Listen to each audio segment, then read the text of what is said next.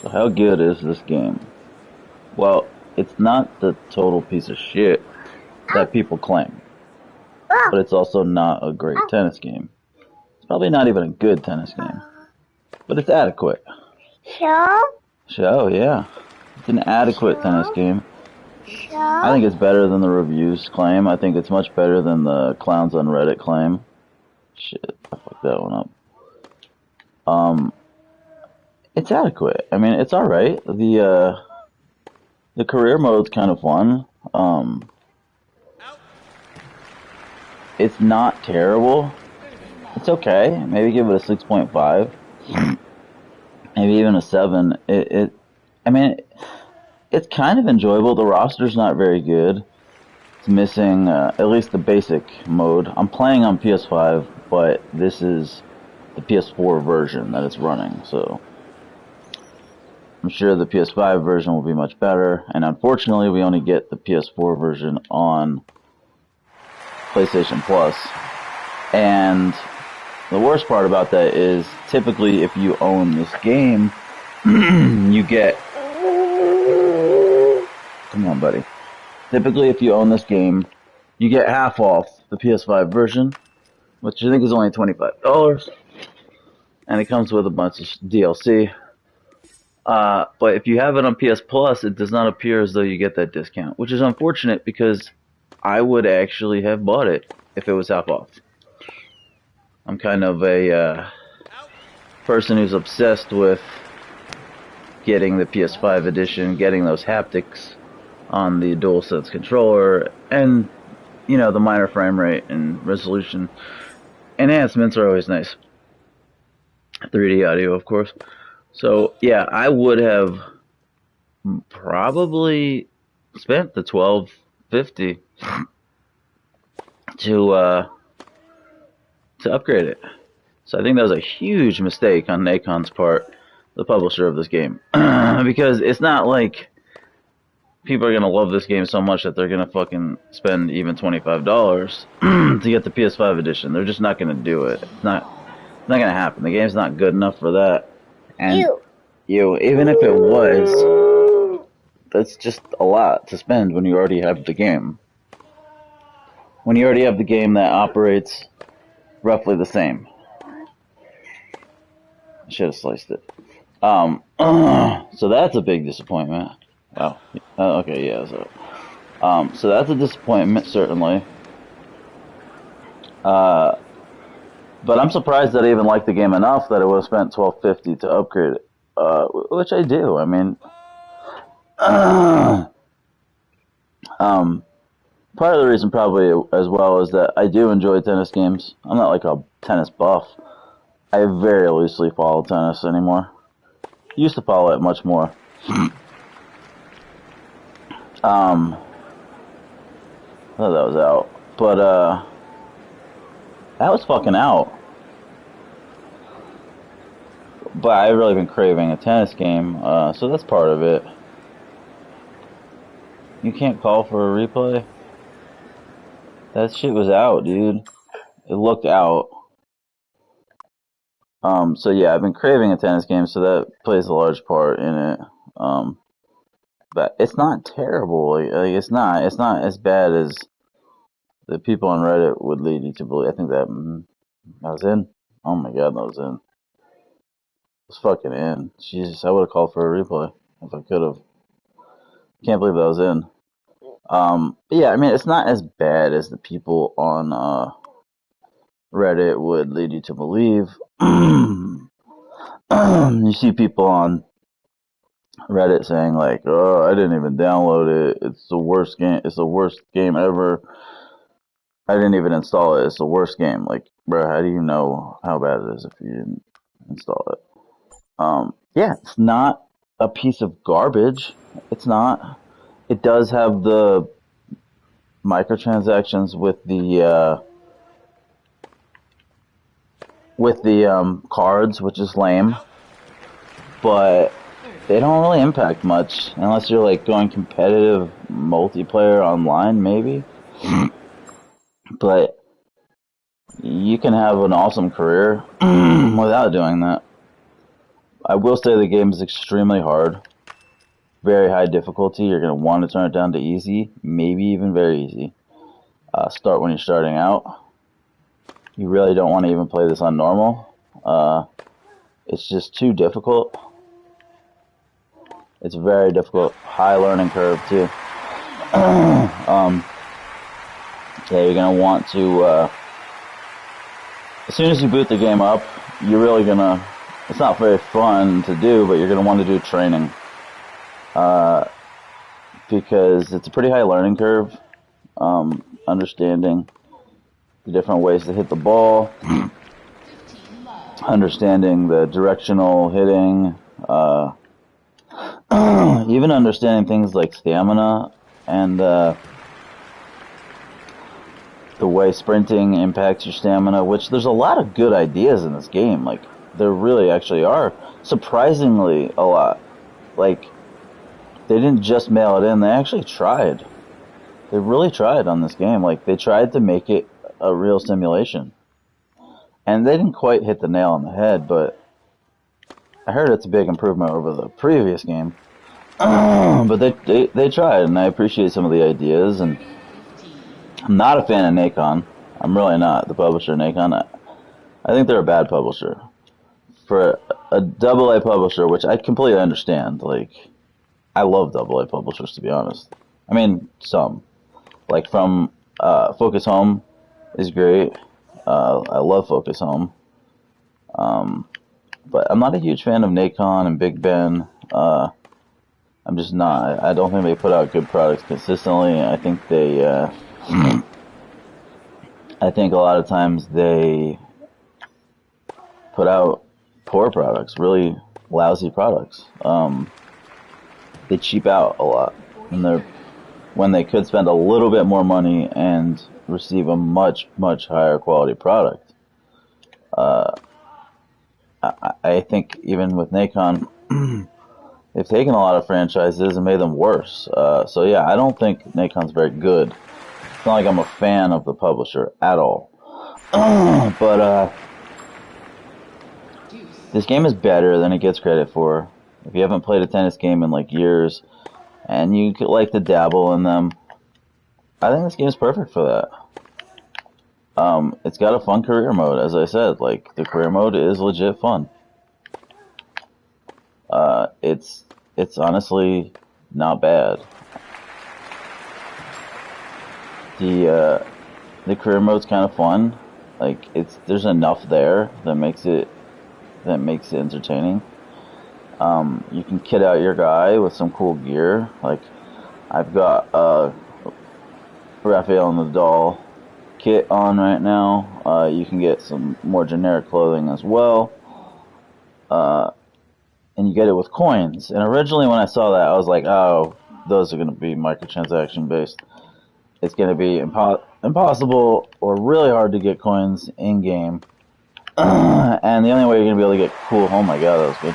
The only way you're going to be able to get cool shit is with microtransactions, with spending real money. And that's not the case. It's not the case. Microtransactions are going to get you cards, which honestly, I don't think the cards even do that much. I really think the cards are overrated. That was the game? I thought it was 3 sets. I thought it was going to be 3 sets. That's okay, I'll take it. But, yeah, I don't think the cards do all that much. Come on, why do you do that? And, the coins, you get them plentiful. They're very plentiful. You get them in abundance. Like, look, I just got 2,200 coins on a 3-set match. Like, it was a really short match. On like a 10-minute match, I got 2,200 coins, which is good. I mean, it's not bad. You can get...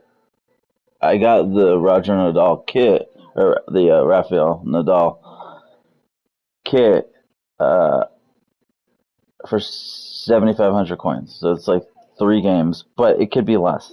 I've gotten almost $5,000 in matches before, and those were still short matches. So if you play a long match, you can probably get that much in one match, enough to get a kit. Of course, you're probably looking at like 3 matches. enough to get like a nice fucking outfit, a nice kit. Uh, one or two matches you could probably play, and you could get enough to purchase uh, a racket. You know, depending on the type of match you're playing, and the racket will have different abilities. You know, you'll have different power, your forehand, backhand, different rackets will have different abilities. If you get a sponsored racket, like I have a Wilson racket, it comes as is. You can't customize it, but they're very powerful. If you get a generic racket, you can customize it, and you get a grip tape and different netting on it, and you can add like guards and different things that will allow you to tweak the stats the way you want. But it takes a lot, and you have to unlock a lot of stuff. So I just bought a Wilson racket that I like the stats on. Yeah, and you can improve the stats on your character, obviously, and build them the way you want. Obviously, you can customize the look of your character. The character creator is really not great. It's pretty. It's mediocre. I would say it's mediocre for a game of this ilk. But I really wouldn't say it's as bad as people claim. People claim it's like the worst thing ever, and it's not. It's just the character models aren't. They're not very attractive. They're not made that well. They're not very pretty, but you know it's adequate. I mean, you can make a reasonably decent looking character, which I think I did. I made a Dutch guy, uh, which I gave him a completely non-Dutch name because I just thought it was a cool name, and this is my fantasy tennis pro. He's he's a 6'6", 18-year-old Dutch tennis player named Kilton Clyde, and I just thought it was cool, man. I know it's not a Dutch name, but I thought it was a cool fucking name, Kilton Clyde. Clyde with a Y. I thought it was cool, man, with a K and a Y, so it's like KK. That's the guy I wanted to make, and I'm pretty pleased with him. Like, his look and face isn't 100% what I wanted, but I mean, it's adequate. He's not horrendous looking. He looks better than that guy. He's adequate. He's decent enough. The thing that sucks about the character creator though is you can't change their body types other than there's two options for body type. There's athletic looking and muscular. And muscular, the only difference with muscular is that they just are more cut. They're a bit more cut. They're a lot more cut. And that's it. That's all you can do. Athletic or muscular. Same exact build, just they have more cuts if they are muscular. So that's disappointing. But you can change the height from 5'1" to like 6'10", and there's a very cool thing with that. You can actually, depending on their height, it changes some of their statistics. Well, two of the statistics, at least that I saw. Maybe it does more, but I only saw two.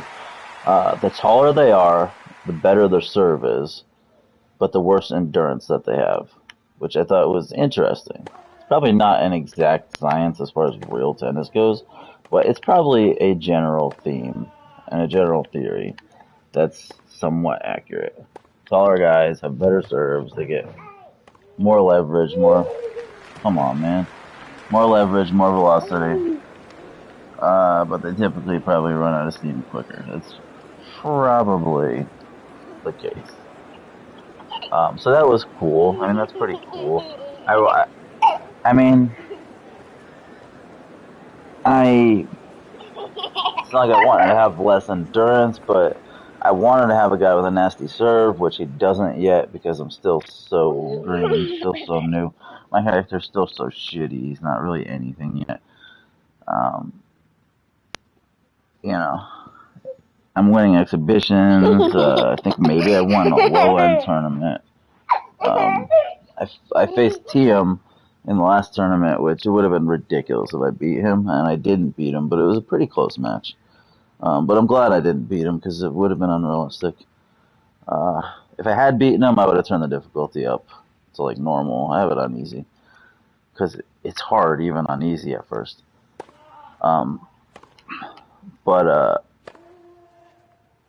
But yeah, my guy doesn't have a great serve yet, but he will. I'm not gonna get to that. Yeah, I wanted to have a tall lefty from Europe. A tall, young... I fucked that up. I want to have a tall, young lefty from Europe. I thought it was cool. That was kind of my ideal. A young, tall, blonde lefty with a good serve, with a nasty serve is what I wanted, from Europe. I thought that was just a really interesting pro. That's kind of my fantasy pro, you know. That's kind of my fantasy tennis pro. 6'6", European, fucking tall, lanky, dominant serve kind of guy. 1540. I thought it would be cool. So I'm pleased enough with him. The face, I'd like it to be a little different, but he actually does look European. I was able to make him look European, and you can change the cheekbones and the nose and the jawline and the lips and stuff, but you can't customize them like with 100 options like you can even in like Skyrim or Oblivion. But you know, it's got enough options. It's not great, but it has enough options. And the best part about customizing your character, in my opinion, is customizing their fucking swing. Customizing their forehand, their serve, their return serve, their waiting for serve. I mean, yeah, there's like 4 or 5 different styles. Not styles, but 4 or 5 different avenues you can go through that you can change, which is cool. They don't give you like a ton of options, but they'll give you like 10 to 20 different like serve options or different strokes, you know. Maybe more, I don't know, but it's a decent enough amount. So I like it. Yeah, I thought that was cool. That was fun. It was actually fun creating the character. It was really fun. It took me like a couple hours. I really went all out with it. And you can switch it on the fly too. Like, I think you can rearrange them anytime you want. Which if I knew that, I probably wouldn't have spent as much time on it. Slice them. But yeah, it was fun. It was fun creating the character. Even though it's not like a great character creator, it's good enough. Maybe I like the game more as well, or at least I'm not as harsh on it because I heard so much criticism, and even the reviews were pretty bad. It's like a 58 on PS5, like a 56 on PS4. So, and then people on Reddit just hammer the fucking game. Like, as if it's just like a 30. As if it's like Hell, Ride to Hell or whatever, Retribution. Like some total piece of a joke game. It's not a joke. It's not a joke game, you know. But maybe I'm a little less harsh on it because of that, because I went in expecting, like... I actually didn't go in expecting it to be unplayable dog shit. I really didn't. I knew the people were just being idiots. I knew, like, the people on Reddit were just being fucking morons. So, Reddit is now filled with kids. It's filled with kids and teenagers and young fucking morons. It really is. You see it all the time. It's disheartening. But they're fucking idiots. The majority of them. And I know I'm nasty on there, but I am Tyler Durden 1 is their name on there. But they're fucking idiots, largely, they're idiots. So I don't really pay attention to what they say. Not all of them. Sometimes they're good. Sometimes there's some helpful shit. There's forums that are really helpful. thread. But largely they're fucking just idiots, just talking shit. Like the purveying theme in that Reddit that I was looking at about this game being on PS Plus was, and this was like a week, after, or like several days after the game was already out on Plus, so people were able to play it. Was the game was so bad it wasn't even worth adding to your library. And I saw so many people being like, "Yeah, I didn't even add it to my library." Like, I tried to comment to as many of those people as I felt necessary to say, like, to mock them. Just to be like, "Yeah, you're a fucking genius. You're a genius. What a great idea. I can't believe I didn't think of that. That's so smart. Like, so fucking smart. You haven't tried the game at all. Haven't even tried it. And you're gonna not add it to your library because of the reviews or because of idiots on Reddit. It's genius. Just fucking genius." And it's not even like you have to try it or download it and install it. But why wouldn't you add it to your library? It does nothing bad. What? Because it's going to make your library a little more congested? Like, no, that's ridiculous. Sure, you already have hundreds of games anyway. One extra game's not going to fucking change that. 3 extra games not going to change a whole lot. Every month you should add every single game from PlayStation Plus. There's just no real negative. If the only negative is that it's going to congest your library, then you don't game enough because you should have hundreds of games in your library anyway. I think I have like 500 games in my library. 300 to 500. Pretty sure it's close to 500. So yeah, I'm adding every game that I can because why not? It just builds up your profile.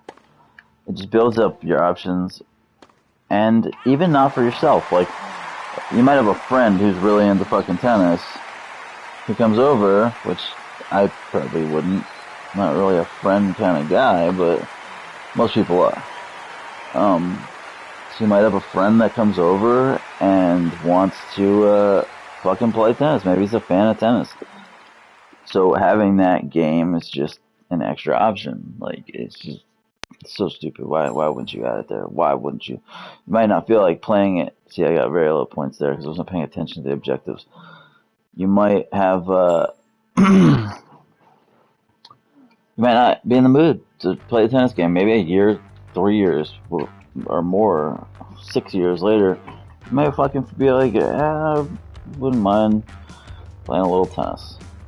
You never know what the reason be. You might never fucking play the game. You might never have a friend who wants to play the game, but there's no harm in fucking in adding it to your library. This isn't the old PlayStation Plus where you have to fucking install the game, where you have to download it and add it to your fucking UI. Like, no, that's not the case anymore. You just fucking hit add to library. It does nothing bad. You are all idiots who said, "I didn't even fucking add it to my library." Yeah, bro. Little faggot ass 16-year-old kids. Give me a break, dude.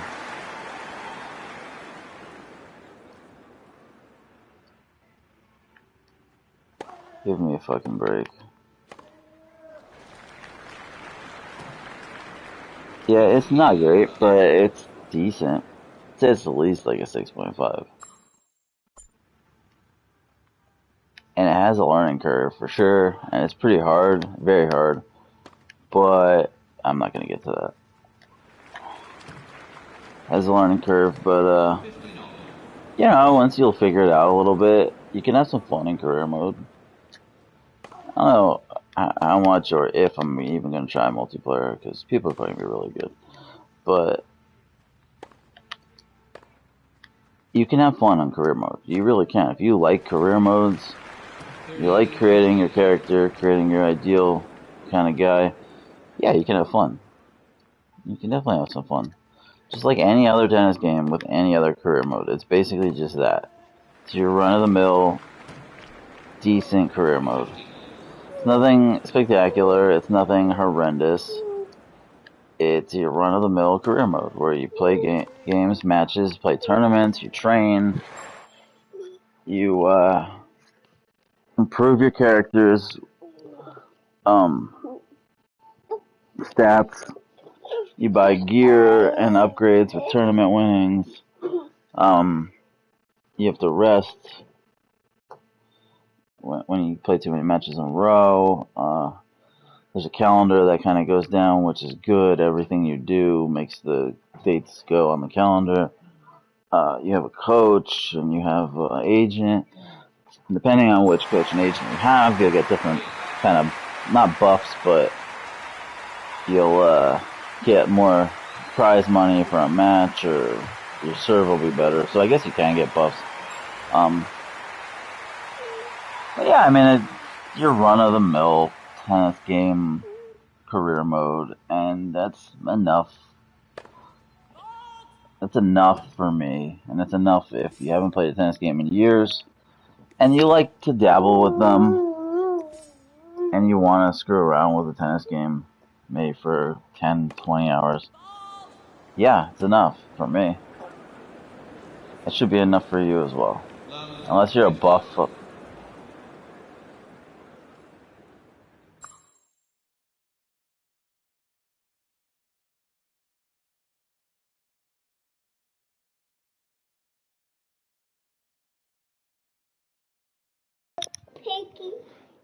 Unless you're like a tennis game buff, I had to switch out headsets. And you're like, AO Tennis was much better whenever it came out several years ago. Virtua Tennis 4 was much better, which, yeah, that was much better. I didn't play AO Tennis, but I know that didn't get great reviews. But yeah, Virtua Tennis 4 was the shit. But it's like, you know, unless you're like a fucking tennis buff and you play tennis games on PC, which I'm sure there probably have been some tennis sims on PC since like Virtua Tennis 4. AO Tennis is probably better on PC. But it's like, you know, this game is going to be adequate for most people if they give it a chance and they learn the kind of somewhat convoluted control scheme. If they lower the difficulty, it will be enough if you're interested in playing a tennis game. Like, there's nothing about it that's unplayable. Like, there's nothing about it that's so horribly under budget that is just ruins the experience. Like, there are some wonky things, and there are some questionable design choices maybe with the controls. Like one that I see, which is the directional hitting that you use left stick for, but you also have to use left stick to run around. So it's like if you're running to the left but you want to hit the ball to the right, sometimes you might push to the right too soon in anticipation of hitting the ball, and your character actually won't get to the ball because you just pulled him off, because now he'll start moving to the right. You know what I mean? That's one of the only flaws I see with the directional hitting that happens to me sometimes. Like, I'll be running to fucking go get the ball, but I want to hit it in the other direction, so I kind of hit the left stick too early, and my character stops or starts moving in the wrong direction, and I don't get to the ball. That's the only game play aspect that I feel like is flawed. That's it. I mean, other than that, it's like, are they the best systems? Probably not. Is it done the best? Is it of the highest quality? No, but I mean, it's not terrible. Like, it's adequate. Like, everything's adequate. It's fine. Even the graphics, like, they're not as bad as you would think, based on what people say. They're not good graphics. And this is PS4 version. The PS5 version will probably actually be an adequate looking game. Oh boy. The PS5 version probably looks alright. It probably looks okay. Because this doesn't look like dog shit. It's just mediocre looking. So if it's now going to be improved, I'm expecting a game that's adequate looking. This game's not a good looking game, but it's not like, oh, like people say, this is PS3 quality. Nah, it's really not. It's not PS3 quality. No, not really. Not really. Virtua Tennis is a great looking game, but there's no way it doesn't look as good as this. There's no way Virtua Tennis looks as good as this. No fucking way. There's no way a PS3 tennis game looks as good as this. This is not a good looking game, but it's still a PS4 game, and it has a PS5 mode. On PS4, this game still looks better than a PS3 tennis game. Also, due to the fact that I don't know if here, come on, bud. I don't know if every PS3 tennis game runs at 60. They should, but do they? Not really sure about that. My system wasn't really powerful enough to run tons of games at 60. A lot of them probably do, but I would have to believe that, you know, this game still looks better than a PS3 game. Like, come on.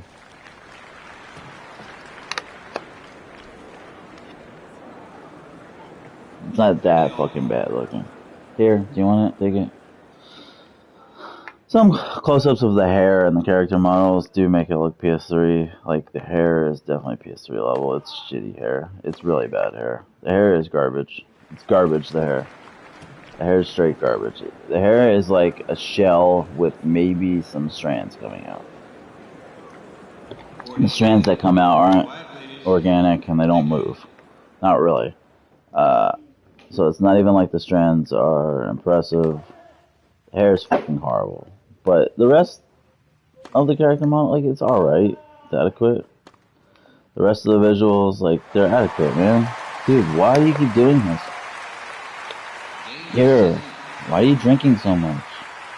What's wrong with you?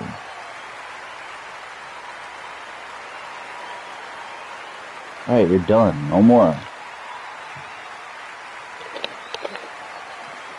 I won again, Jesus. Why are these such short matches? But yeah, it's not PS3 level. Come on, man. It's like low-end PS4. Lower-end PS4. That looked a little bit better than I actually anticipated. I knew it wasn't going to be good looking. But it's not like fucking horrible looking. Can't stand people on Reddit and shit like, oh, the game's worse looking than a PS3 game. It looks like a PS3 game, and it's not worth adding to the library. It's unplayable. Okay, it looks like a PS3 game, and it's unplayable. Those are both lies. Complete lies. The Platinum Trophy's not 0.0%. The Platinum Trophy is not even 0.1. I believe it's higher than that. I could be wrong, but people have platinumed it. Like, people play the game like it's not unplayable. I'm playing it. I'm not that great at these games. I don't fucking play tennis games that much. It's absolutely playable. It's just difficult. There's a high learning curve, and it's pretty difficult. And man, it was like reading that Reddit thread just gave me a lot of false perceptions. People are like, oh, your character won't even hit the ball sometimes, and it's like, I don't really agree with that, but if that is the case, I heard some reasonings for something like that, and it fucking makes sense, and it's actually kind of smart, and I don't mind the idea there. The idea is that if you're like extremely fatigued, and you're wearing your character the fuck out, and he's like running for a fucking, he's diving, lunging for a ball, he might not fucking hit it, you know? Which I don't recall that even really happening to me. Maybe there's one or two times that like something like that happened, but I wasn't sure if it was just because I didn't hit the button, you know, or what it was. It's not like a prevalent thing, but even if it is actually a thing, like, it kind of makes sense. Like, certain things happen due to fatigue. Like, they tried to make this a real simulation. They did. And some of it is missteps, but some of it is, you know, interesting ideas. Yeah, I don't know, man. Big Ant did better than people give them credit for. There's some merit in the game.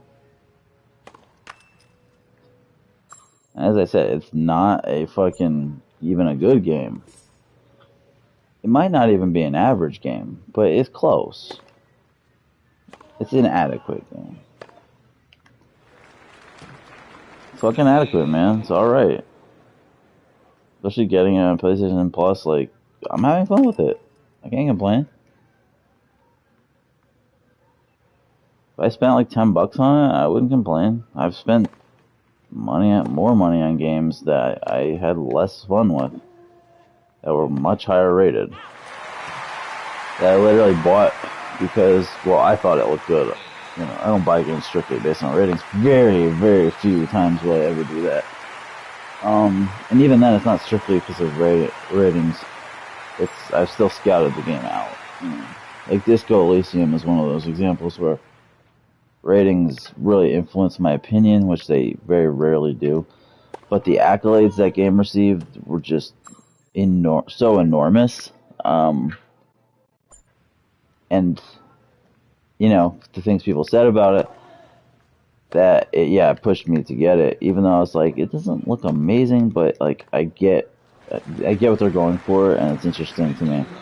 But yeah, I'd be lying if I said that the reviews for that game and all the accolades did not influence my opinion, because they did enormously. Like, I want to see what it was about, you know. But typically reviews, they influence very little. The reviews are just, I was gonna actually try to lob it.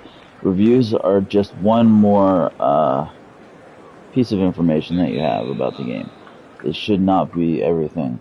It shouldn't even be most or half. It should be maybe 20%, 10% of your decision to purchase it. The majority of your decisions should be watching gameplay, watching demos, watching trailers, scouting the game out, reading interviews with the developers, what they say, looking into researching the systems, the gameplay. That should be the majority of your purchasing information. The information that really influences you whether or not to purchase a game. Reviews are one more tool that we have, but they shouldn't be the main tool or even anything close to that, because the review system is broken, and what someone else likes isn't going to necessarily translate to you. And it's corrupt. The review system's flat out corrupt and broken. And as a Sony fanboy, probably sounds strange to say that, because it's like, oh, Sony, you know, their first-party games, second-party games, even a lot of their third-party exclusives, you know, they get great reviews. Sony's like the king of the reviews right now. I mean, the past decade almost, they've been king of the reviews. You can say Nintendo, but nobody's had more consensus Game of the Year winners over the past decade, over the past 8 years than Sony. Nobody. So they're king of the reviews. Just straight up and down. It's the truth. They beat Nintendo out for that. Nintendo might have the higher rated game, or a couple of higher rated games, namely Breath of the Wild and Mario, fucking, God, I can't even remember the name. The one with the little fucking hat that he throws on dinosaurs and shit. How could I not remember the name? I keep wanting to say Mario Galaxy. It's not that. But, Jesus, I can't. Mario Odyssey, right? Yeah, Mario Odyssey. Yeah, those are like 97s, like ridiculously overrated. But overall, over the past 8 years, Sony has 5 consensus Game of the Year winners. Meaning, over the past 8 years, Sony has published 5 games that won more Game of the Year awards than any other game that year. Meaning they were the consensus Game of the Year winner. Winning one Game of the Year award from a prominent source doesn't mean you're the consensus Game of the Year winner. It just doesn't. I know people say TGA. Oh, if you win the Game Awards, Game of the Year, you're the fucking Game of the Year. No, you're really fucking not. If you win the IGN Game of the Year, are you the Game of the Year? No. If you win fucking Game Informer Game of the Year, GameSpot, fucking Kotaku, are you Game of the Year? consensus? No, you're fucking not. It's a big feather, huge feather in your cap, especially to win TGA. Because it's fucking televised. So it makes all the fucking idiots think, well, that's the game of the year right there. I remember when Overwatch beat out Uncharted 4 on the Game Awards for Game of the Year. You had all these faggot. I shouldn't say that word. I know it's really vulgar, and I don't mean anything against LGBTQ. All of those people. So I apologize for saying that. But you have these jerk-offs, these Xbox fanboys and jerk-offs, who are now hyping Overwatch as the game of the year, the consensus game of the year, just because it beat out Uncharted somewhat unexpectedly at the Game Awards. And it's like, no, it's not the case. You gotta go with who won more. And I know there are many publications that people consider unworthy, but it's easy. But I can't really get with that. Just because a publication isn't popular doesn't mean it's unworthy. Like, you can't say that. You can't say that all of the major publications are worthy. That all the major publications are high level and they're always good quality, because they're fucking not. Even IGN is shitty a lot of the time. Like, GameSpot is shitty a lot of the time. Kotaku has some shitty stuff. Like, just because you're a major publication, it shouldn't mean that your review holds more weight. It's the case, and when I look at reviews for a game that I'm really, really excited for or interested in, or a game that I'm like hoping does well, I do look at the main sites because that's what other people focus on. But personally, I don't think it should matter. Like, I don't think it should matter if fucking IGN gives a game a 10, or if some small site gives a game a fucking 5, whatever. Like, they both have some merit, as long as the review is, well done. As long as the person reviewing it is of a high quality. And just because it's a major publication doesn't mean the person scoring the game is talented. Or doesn't mean that they have a good point, or it doesn't even mean they played the full fucking game. So, yeah, people need to stop only paying attention to Metacritic, only paying attention to IGN, GameSpot, Game Informer.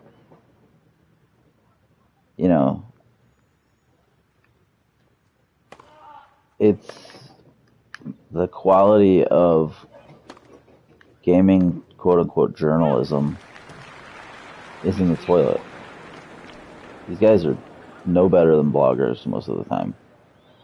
And honestly, a lot of times on Metacritic, you'll see obviously more concise reviews because they don't have as many characters, but you can still put a decent amount of characters. Actually, I mean, sometimes it's not necessarily the case. You can actually use a lot of characters from Metacritic. But typically people aren't going, wow, I lost.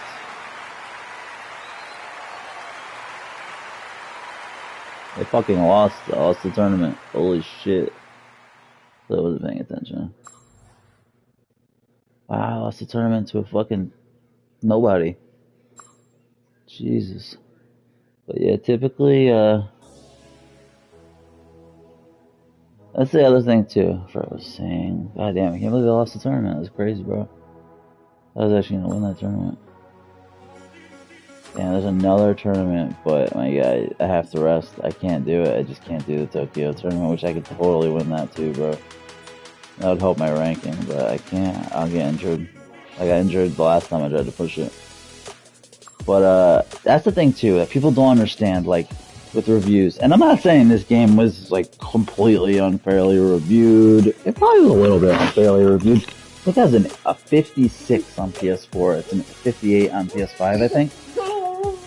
That's unfair to me. 56 means the game is not unplayable, but close to it. 56 means the game is fucking shit. Like, or should mean that the game is a piece of shit. Stop, dude. Come on. Fuck are you doing? 56 should mean the game is a piece of shit. Not that the game is broken, not that the game is completely unplayable, but the game is a little bit unplayable, that the game is not polished, that the game is flawed, but even beyond that, that the game has systems that are arguably broken or that just don't work correctly. It's not really the case. There's some things that don't work here that as well as they should or whatnot, but the quality is not of a high level, but it's more in the mediocre range. The average, so below average range, it's not in the dog shit range. Once you get below 60, you're telling people the game is garbage. And it's funny because Knack, the original Knack, is like a 56, I think, or 54, or 56, which would tell you that the game is dog shit. And it's not. Knack is like a 6.5 out of 10, maybe. It's not a fucking 50 something. Like, bro, the game was polished, the game was playable, the game was fun, the game did what it did well. Like, it just wasn't ambitious. It wasn't best in class or even close, but even with that, it's like it wasn't bad as far as production value. Like, had above average visuals. It was a very beautiful game, both Knacks, when they came out, at least. So, I don't know, the voice acting was solid, like, the graphics were solid, like, the character models were decent, like, it was kind of Pixar-like.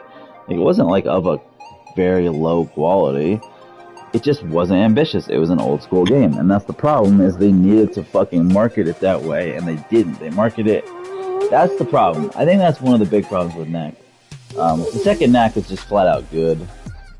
It's just a flat out good game. It is not a great game. It's not even a very good game. It's a good game. It's a flat out good game. 8 out of 10, 7.5 out of 10 minimum kind of game. You know, 7.5 to 8 out of 10. Good, solid fucking game. Visuals, gameplay, production value are all on point in my opinion. It still doesn't push the envelope, doesn't do anything new, but everything that's there is of a higher quality, or at least most of what's there. Most of what's important, from visuals to co-op to combat. So it's a much better game than the original. It's still not a great game. Maybe a 7.5. But I think it ended up getting as low as like 68 or 70. It was like a 68 in the end on like Metacritic or something. Maybe a 70 on OpenCritic. It deserved higher than that. It deserved a bit higher, at least 75. But yeah, it's funny because you talk about games rated in the 50s and fucking Knack 1. It's rated in the fucking 50s. What a travesty that was. For it to get rated like that. And the game's not even a good game. Not a good game. It's an average game. But it all depends on the mindset. The problem is, critics went in there thinking, this is Sony's biggest, baddest, next-gen fucking game. This is made by Mark Cerny, the architect of the PS4. This is first party. This is going to be a big-ass AAA first party big boy title, and it really wasn't that. It was more of an old school passion project, and they needed to fucking market it that way. Instead, they plastered it up everywhere. Knack, knack, knack. They showed it in fucking PS4 showcases of the hardware, and it's like they kind of put a target on it. They needed to just advertise it as the little game that could, a passion project for people who like old school platformers, ukulele type, because I mean, maybe Yooka-Laylee does some more things creative with the gameplay, but the fucking production value kills Yooka-Laylee. Yooka-Laylee is rated higher, way higher, like low 70s. So it's like they needed to market it like Yooka-Laylee, man. Like, this is an old school style game. It's a passion project. It's a smaller game. It's for people who love old school platformers, but that just didn't. That didn't happen. What is? I see. I don't get this. Like, there's new shit, which is cool, but fucking charity and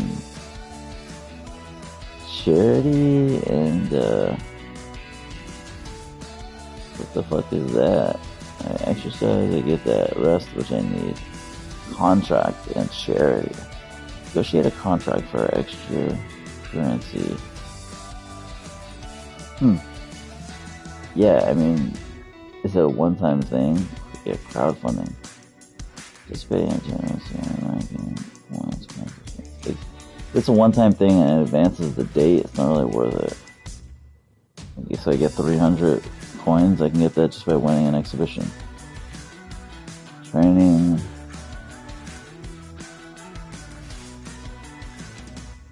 I don't know, man. What to do? Yeah, they needed to market NAC differently. The game didn't deserve to be a 56. Like, should have been like a. This is what should have been. The reviews that NAC 2 got are the scores that NAC 1 should have got. The original NAC should have got the scores that NAC 2 ended up getting. Scores that NAC 2 got, I don't even know. It should have been like much better, but yeah, it was kind of not accurate there. Like, probably the high 60s. NAC 1. Probably like a 6.5 out of 10. Maybe a 7 if you're passionate about it. But I could have lived with like a 65. 68. I could have lived with like a 68 or 65. But 56, that's just embarrassing, bro. Not accurate, bro. It's like the game is broken. The game had terrible production value. The game didn't work. The game wasn't fun at all. The game fucking just was too short, or no, it was like perfect length. Visuals were good for its time. Fucking combat was enjoyable but limited. That's the biggest flaw of the game, is that the combat was very limited. There weren't a lot of moves, but there were some interesting systems there. But you know, what can you do? But I don't think this game is a 56 either. It's flawed for sure, but it probably should be like a 65. Similar to the way NAC was, like, probably like a mid to low 60s. Maybe 63. Maybe like a 63. Like a 6.5 out of 10. I don't see it being a 56. Like, come on, man. Fuck it. I'll do a charity, maybe. You need to rest. I'll do a charity. I don't even know. I've never done that, so let's try it. Like, I'm fucking having fun with the goddamn, with the goddamn, career mode. Like, I'm having fun with it. And it's a PS4 version, which I don't do. I don't do that. Very rarely, unless it's an indie game or a highly rated game that is only on PS4. That only has a PS4 version, and there's no other choice. Then okay. If we're now talking about a game that's not highly rated, and there's only a PS4 version, that's fucking rare that I'm gonna. And it's not like an indie game. It's pretty rare I'm gonna play the PS4. Then I'll play it, but. I was kind of pissed when I knew it wouldn't be the PS5 version. I was still a little pissed, like I wanted it to be. But I pretty much knew that we were most likely only getting the PS4 version. Damn, I fucked that up bad. But even so, it's like I haven't played a tennis game in so long. Like, I'm down to try it. Plus, all the criticisms, particularly on Reddit, made me want to play it and be like, okay, how bad is it? Is this really worse than does GTA 5 tennis and GTA 5 destroy this? And I've never played it, but I can't imagine that a tennis minigame, which I'm sure it's a fantastic minigame, that feels like a real game.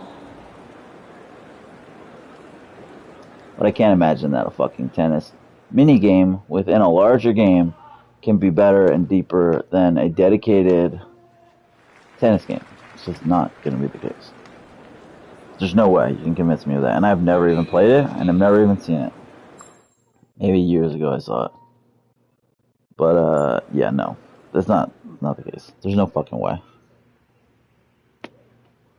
What I would argue is the most likely case is that tennis in GTA 5 is really fun, really easy to pick up, and extraordinary for a game that is not a tennis game. The mini games in that are great, like, from what I hear. I don't play GTA anymore. It's not my thing. The only way I would play a GTA game is if the narrative was more serious and not as goofy, and if it was really cutting edge. Like GTA 6, I might fucking play it if it's so cutting edge technologically. But GTA 5, nah, man. I didn't need that. I didn't need to do that. Did like GTA 4 though. Even though it was goofy, it was still a more serious story, and the character was fucking awesome. Fucking Russian mafia character, and you're in New York City, so. Plus, I didn't know any better at the fucking time. The game came out, what, 2008?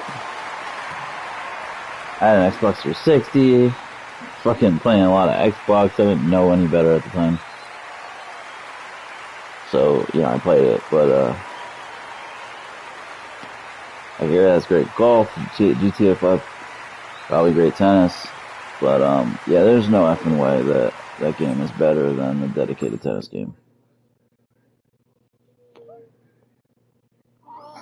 There's no friggin' way. There's no way I would believe it. I mean, it's literally impossible for it to be as deep. It's just impossible. The resources, the storage that it would require, there's just no way. No one would ever do that. So obviously it's not going to have the depth. And it's not going to have the depth within the gameplay mechanics either. It's just not. It's more pick up and play, I would assume. It's probably easier. Might even have better graphics, because the graphics aren't great in this, but yeah, there's no fucking way. There's no way that you can say it's a better tennis game. There's just no way. More casual, yes. Much more casual, as this is a simulation. 100% simulation. To the point where it's almost too simulation. But, too hard. But, yeah, it's not. There's no way this is worse than GTA Tennis. No fucking way. I see people on Reddit saying, Mario Tennis, stick to that. That's Mario Tennis, that's the better game. I mean, maybe it's a better game for, like, kids. Like, it's a better game in the genre of game that it is, being a goofy arcade game. Like, but it's a different genre. If you're talking about what is more quality of tennis, like, even though this is a shitty game, somewhat, still more quality of the quality of tennis on hand is higher. It's a simulation.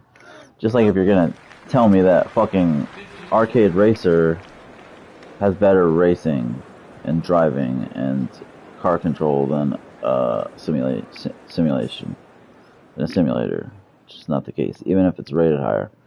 Even if Need for Speed has a fucking 90 Metacritic, which it probably won't anytime soon.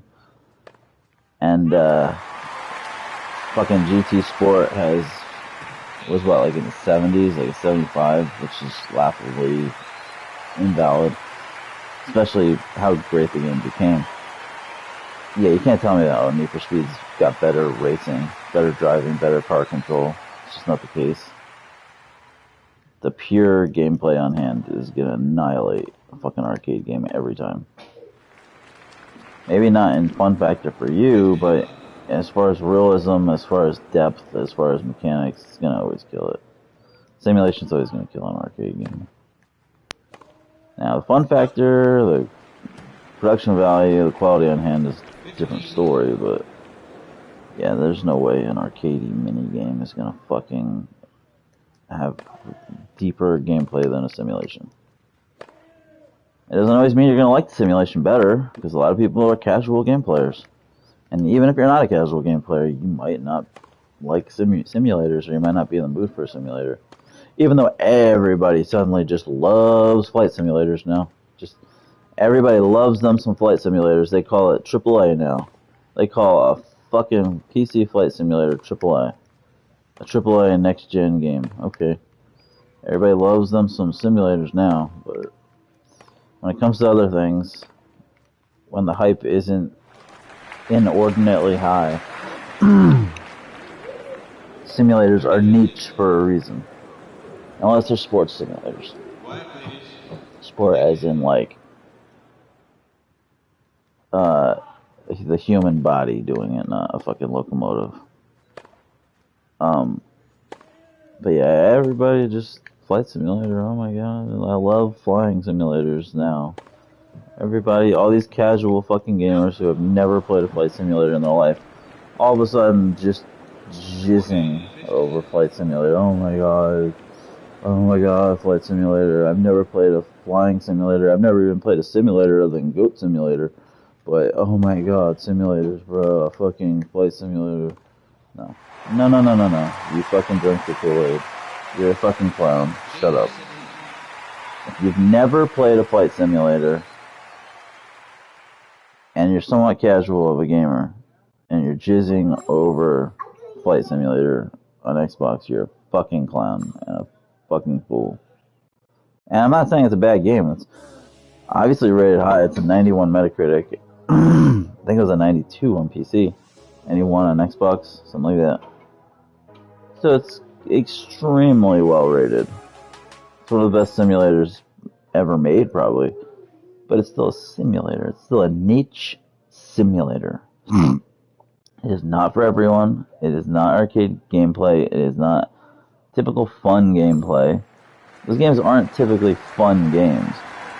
People even complain about Gran Turismo, saying like, oh, it's not fun.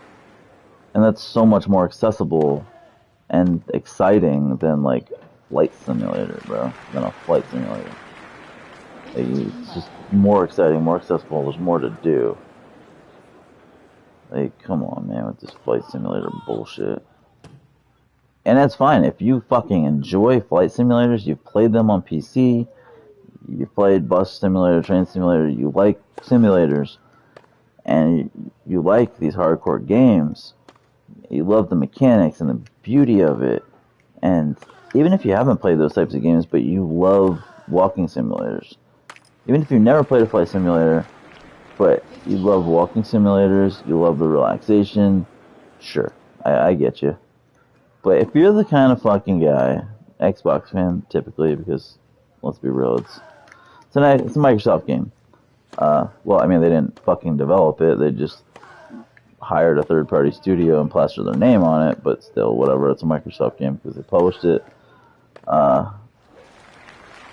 And somehow it's an Xbox game now, even though it was a PC game, but it's like, if you're an Xbox fan who does enjoy walking simulators or you fucking have played flight simulators in the past, or you've played bus simulator, or what the fuck ever, train simulator, and you like that shit, those roller coaster simulators, you enjoy that stuff, or you just love walking simulators and you like the relaxation, like you love a No Man's Sky, I get it, sure, be hyped about flight simulator, enjoy it, like, I understand that, that makes sense to me, I'm not gonna kill you for it. But if you're a fucking casual gamer, you've never played a simulator before, like a real simulator, not fucking Ghost Simulator or some bullshit, or fucking Forza Motorsport 7 or whatever the fuck. If Forza Motorsport or like Goat Simulator are your simulators, no, those aren't simulators. Forza Motorsport is an arcade game, posing as a simulator. Goat Simulator obviously is just a joke of a game. But if you're a fucking guy that's a hardcore, or whatever, you're an Xbox fan, and you've never played a simulator game, you're not like a huge No Man's Sky fan, you don't like walking simulators, and if you're the type who, especially if you're the type who has been criticizing Sony and criticizing walking simulators, and now you're fucking hyping Flight Simulator, you're a fucking piece of garbage, at least as far as in the realm of the gaming industry goes. You're one of the problems. You're one of the problems with our industry. You are part of the problem. you never played a fucking flight simulator, if you never played a real simulator like that, if you're not into walking simulators or at the very least, like if you're not into the relaxation of like No Man's Sky and stuff, and you're fucking hyping Flight Simulator, especially if you were one of those guys that was trashing the 2019 consensus game of the year, 80 to 89 Metacritic, Death Stranding. Because it's a walking simulator, FedEx simulator. You're fucking trashing it because of that, and now you're going on and jacking off over games like The Medium, which is coming to PlayStation next month. So, like, kind of silly that people were just jacking off over that. So it was like a 4 months like exclusive. Like, give me a break. That was the big Xbox fucking next gen exclusive, and it was 4 months exclusivity. Fucking joke. But man, if you're making fun of Death Stranding, which was the consensus game of the year, and you were making fun of No Man's Sky when it came out, and you fucking trashing games like that, I would say everybody's gone to the Rapture, but you'd probably be too casual to even know what that is, or to even know about the Chinese Room and companies like that. But if you were trashing No Man's Sky when it came out, you're trashing Death Stranding, saying it's a FedEx simulator, and you got hyped over The Medium, and now you're just jacking off over fucking the Flight Simulator, you are part of the problem. You're the worst of the worst in this industry. You're the worst. You are literally a cancer of our industry. You're the type of people that review bombed Death Stranding and The Last of Us 2, which were the back-to-back consensus game of the years for 2019 and 2020. So it's just hilarious that these people are trashing and review bombing literally what critics call the best games of the year. Hilarious. And in the case of The Last of Us 2, it was the most awarded game of all time. So according to critics, maybe not on review score, but according to awards, it's the greatest game of all time. According to Awards 1, it's the greatest game ever made. And it's not like the Metacritic is bad. I mean, it's like a 93, so it definitely deserved higher. I haven't even finished the game, but I played enough of it to know what it is. Like I said, even though I haven't finished it, there's reasons why I haven't finished it, which don't really support my argument, but I won't delve into them right now. Okay, I'll delve into them. There was a glitch. There was a bug. There was an elevator bug early in the game that stopped me from progressing. Maybe if I restarted the chapter, reinstalled it, but I just didn't feel like doing that. And I'm waiting on a PS5 edition. Even though 60 frames was unlocked, unless it like months go by and it's still not happening, I'll fucking just play it in 60. But I'm waiting for a PS5 edition now that I've waited all this time. But I've played several hours of it. I know what it is.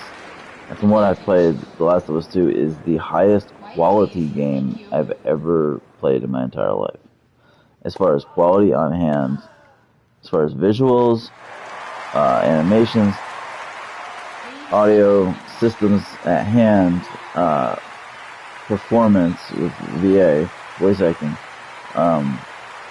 character models, lighting, textures, physics, rope physics, glass physics, fucking character physics, combat, gunplay, stealth,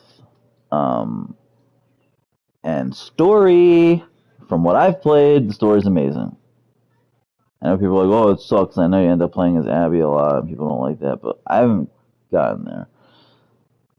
All I've seen is what happens with Joel, and you and Dina head to Seattle, and I'm in Seattle, and you're searching for certain people, and yeah, that's where I'm at.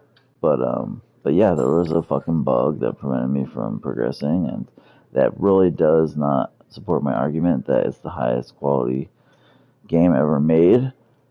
But that was like the major bug in the game that I heard of. One of the major bugs. So yeah, it happened to me. It was a rare thing, but I mean, it sucks. But so, and it's ironic. I call it the highest quality game ever made, or whatever, the best production value.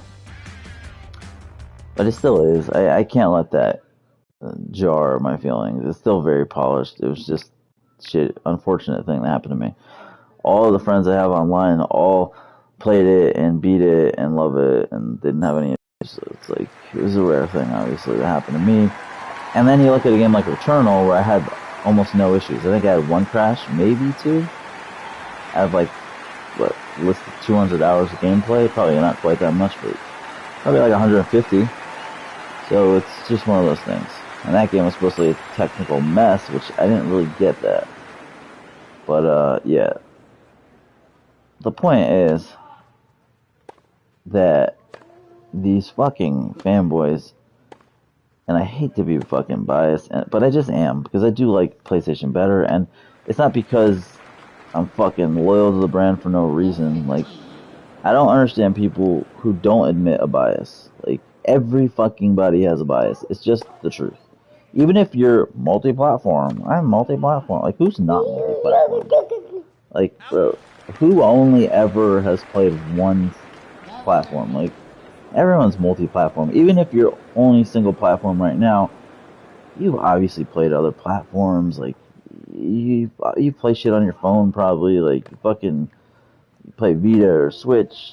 Like, you play last gen stuff. Like, everybody's multi-platform, man. Stop with this whole platform agnostic bullshit. Like, it's not a fucking badge of honor because you bought a PlayStation and an Xbox. It's not. It's either just because there's games you want to play on both of the systems that you really want to play, or you just have the fucking money. You have the expendable income, and you're able to fucking find both systems. Not everybody's that lucky. And yeah, I didn't buy an Xbox One. I've played an Xbox One. I had an Xbox One for a while because of a cousin, but I didn't buy an Xbox One. I didn't play much Xbox One. I haven't played Xbox One for like, I haven't played Xbox period for probably like 6 years, bro. 5 years. So yeah, I'm not fluent in Xbox One, but I played the shit out of Xbox 360 because it was a good console as far as, well, I mean the quality of the build wasn't good. Like, the failure rate was horrible, and the console was built like a piece of shit. The disk drives failed, the fucking controllers sucked, and the plug and play gimmick fucking money fucking greedy ass bullshit they do with that always failed. How many fucking plug and plays stopped working? But as far as the console that was there, the games, you know, it was pretty good. It was pretty high quality for the first half of its lifespan. Plus, it came out a year before PS3, so it's like, I want to fucking get into next gen on console. I'm not gonna build a fucking $2,000 PC. I'll dabble on PC, but you know, I want to fucking get into next gen, so I'm not waiting. So I fucking went on my birthday and stood overnight and fucking got myself a goddamn Xbox 360 day one. So I mean, I fucking played everything, man. But the problem in the industry is not necessarily fanboys. It's the fanboys who don't bring anything to the table. Because like, you can argue that I'm a fanboy because I'm so passionate about PlayStation and Sony, and I love Sony products. And I know I'm passionate to a fault, and I know I'm biased. But I'm realistic about it, and I bring something to the table. Like, I'm not passionate for no fucking reason. I bring a lot to the table, actually. I bring more facts, more common sense, more arguments than most people who are multi-platform, and I play everything. I have a Switch and a Series X and a Series S as well, and a PS5 and a PS4, and I've got a fucking PC, and I got a 3090 RTX, and I got this, and I got that, and yeah, right, bro. Like, okay, if you do, then you're fucking rich, and you're just an idiot, because you can't fucking play that much shit. You're a fucking moron. You're casual. I honestly think people who are that multi-platform, that have fucking everything, are as casual as they come. Because like, bro, you can't play shit when you have to play everything. You can't play shit. Like you just can't.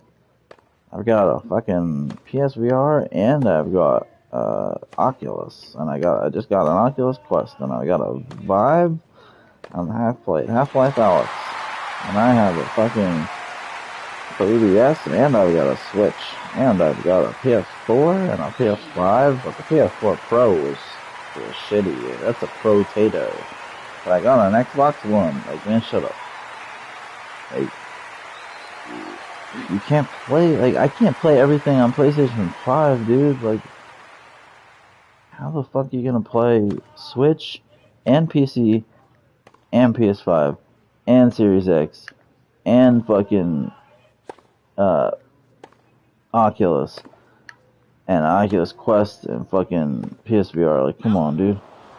How you gonna play everything? Like, a couple different platforms, sure.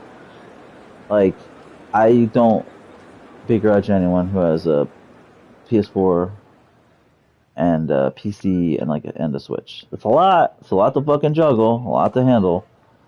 But I mean, it's a good combination. So you can play the Xbox games, which I don't really know what you would actually want to play. But I mean, I don't consider Flight Simulator an Xbox game. It came out on PC first. But you can play Xbox games on PC. Then you can play the Nintendo exclusives and you can play the Sony exclusives. I mean, I would suggest getting a PS5 because, you know, Returnal and Ratchet & Clank are a thing. Demon's Souls Remake is a thing. The SSD and 3D audio and the DualSense are a thing. But, you know, I don't begrudge you if you go that route. But, you can really only play so much. But the problem is the fanboys who don't bring anything to the table. The fanboys who fucking... Wow, double faulted. Are you kidding me? Jesus.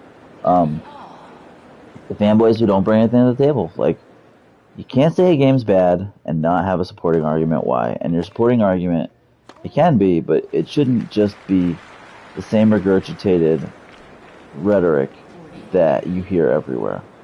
Like, bring something to the table.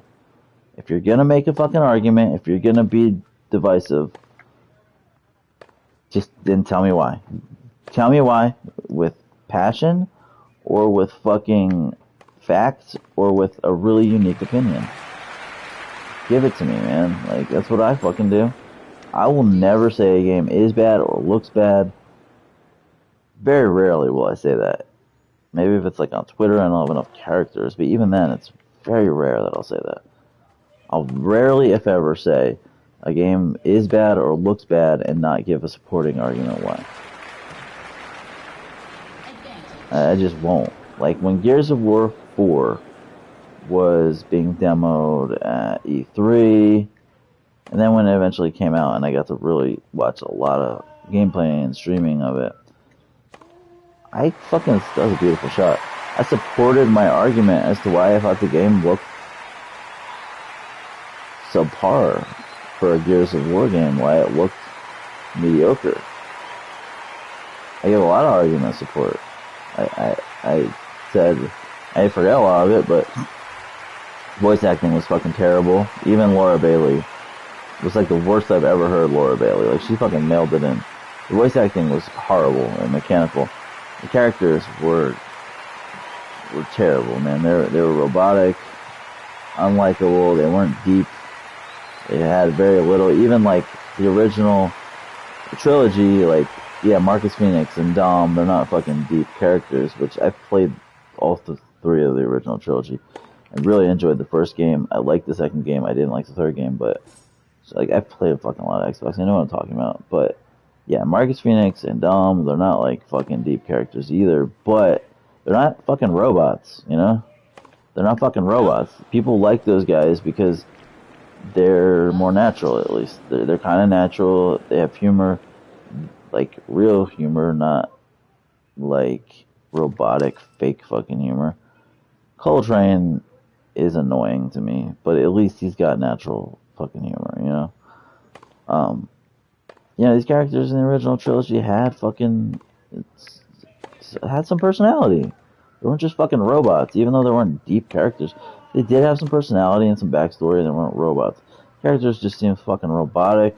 The performances were robotic, and then besides that, it's like, oh my god, there's so many problems I saw with fucking Gears 4. I know I never played the game, never fucking played it, but man, I researched it so much, and everything I saw, like, characters were robotic, the performances were bad, the story seemed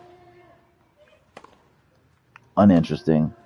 But the bigger problem I saw with the game is that the animations were literally copy paste reused from I believe it was Gears of War 3. I don't even know why they didn't go with Judgment. I guess because Judgment got bad reviews, but they literally copy pasted many, if not most or all, of the fucking animations.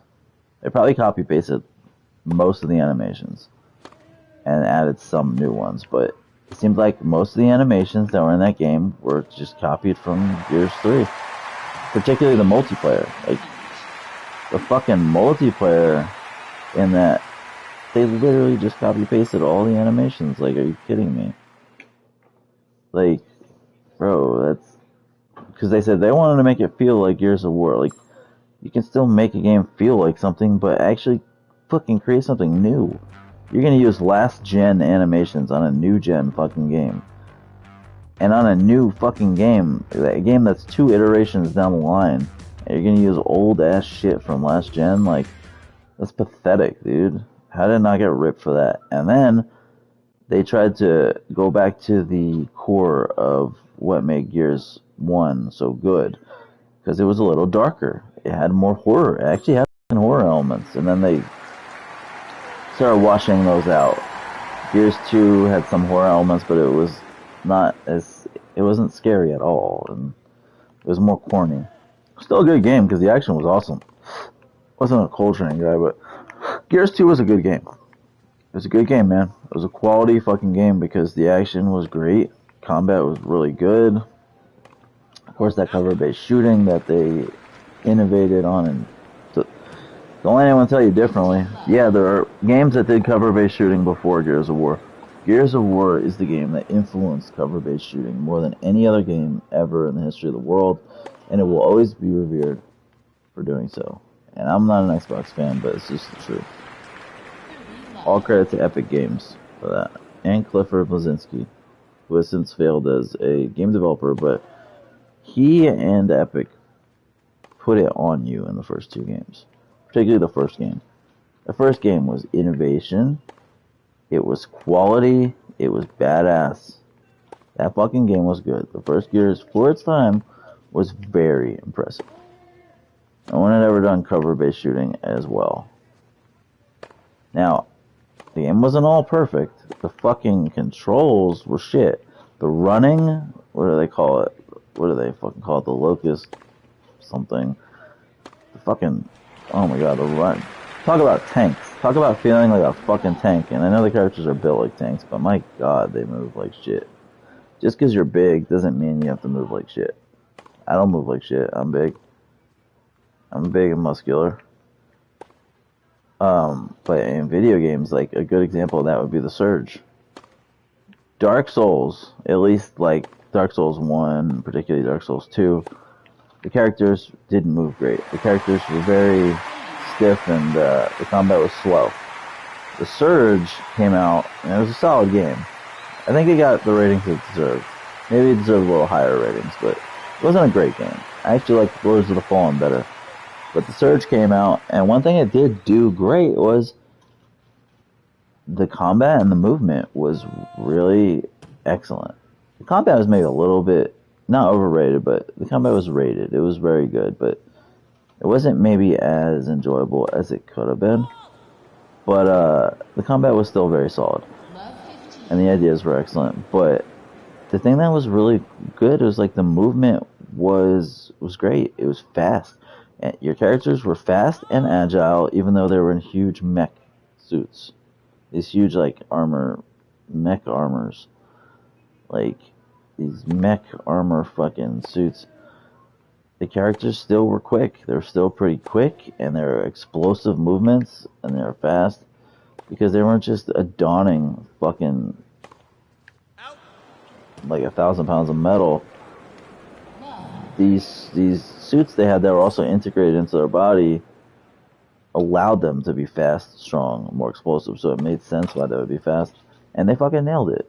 So you don't have to be big for nothing. Like you can still move well, and even if you don't, like the characters in Gears of War aren't gonna move like the characters in the Surge, totally different games. But my God, they don't have to fucking feel like tanks that can't fucking move. Characters just move horribly in that game. But still, regardless, the first Gears of War was a great game. It really was. Revolutionized cover-based shooting, but Gears 4, man, bad characters, cardboard voice acting. Even Laura Bailey was bad.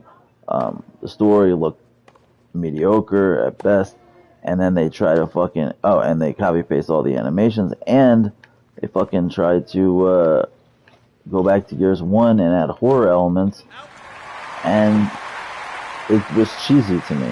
From what I saw, it didn't. The horror elements in Gears 4 just didn't play. They were corny, man. Especially in like the E3 like demo. One of the earlier E3 demos, like where they showed, maybe it wasn't earlier, but it was an E3 demo, and they showed a lot of gameplay. They showed the storms, which, don't get me wrong, I was impressed. The storms were impressive. I don't know how dynamic they actually were. They're probably a little overrated in terms of that. They were more set pieces than just like this dynamic fucking weather system that was like a day-night cycle type of thing that completely changed the like the level and the paths you could go because of the destruction. Like, I don't think they were probably that. They were probably more set pieces. They probably weren't dynamic, and that's fine. But they were still very cool. The storms were very cool. They were respectable. That was actually something cool that they added. But man, they tried to add in horror elements, and it was just so cheesy. Like in that demo, it was so cheesy, man. The horror elements didn't play. The graphics were gorgeous looking in the demo. The storms were really awesome looking, but man, the horror just didn't play. The creatures were corny little like fucking monsters, and it was just like not scary. It was just cheesy, man. And then just watching gameplay, like it just didn't look very good. You had the bad characters and the fucking cardboard voice acting, and just the generic fucking cover-based combat, and then you had the animations like directly ripped from the third game, and it's just the protagonist was horrible. This fucking guy, I didn't know who he was. Some blonde fucking bimbo. Yeah, it was just a cardboard nothing. No originality. Like, for fuck's sakes. Like, God, you look at the depth of a character in a game like Returnal or like in Last of Us, and it's like, my God. Like, those are the type of characters we need to get away from. At least in the most recent Gears game, they got away from that. And the characters seem to have a little bit more depth. It still doesn't seem to be done at like a really high level, but the character had more depth. There was more mental anguish, and the female, and like, which you wouldn't expect the protagonist to be a female in Gears of War. So at least they did that. That's cool. I'm not saying Gears 5 looks good, because I still think it looks a little overrated. Definitely looks a lot better than Gears 4. But, you know, they improved some things, like with the character and whatnot. But Gears 4, man, that game was fucking overrated. But I gave fucking so many reasons why. And it wasn't just the trailers from E3 or whatever that I saw. Like, I watched gameplay. I watched fucking a lot. I researched it. Like, I watched multiplayer. I watched fucking single player gameplay. I watched streams, and I watched fucking researched it and read articles and interviews and stuff about the tech and the animations and fucking the multiplayer.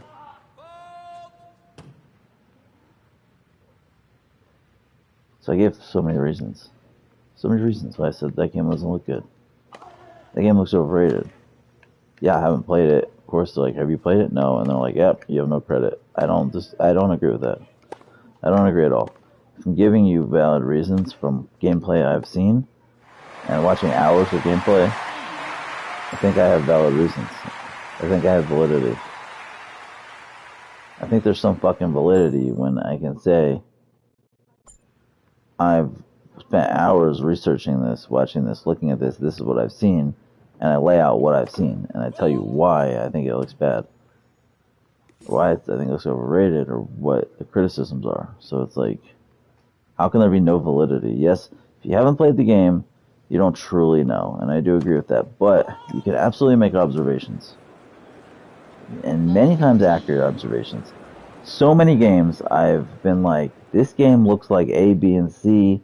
These look like these are going to be problems in the game. These are criticisms I have of the game. And once I've played the game, or other people played it, and reviews come out, many times it turns out to be correct. That's what happened with Back 4 Blood. And this wasn't a Game Pass thing. This was way before Back 4 Blood was ever on Game Pass. As soon as the first demo and trailer came out, way before it was announced for Game Pass at E3. Maybe it was announced before that, but still, it was way before Game Pass was announced for the game.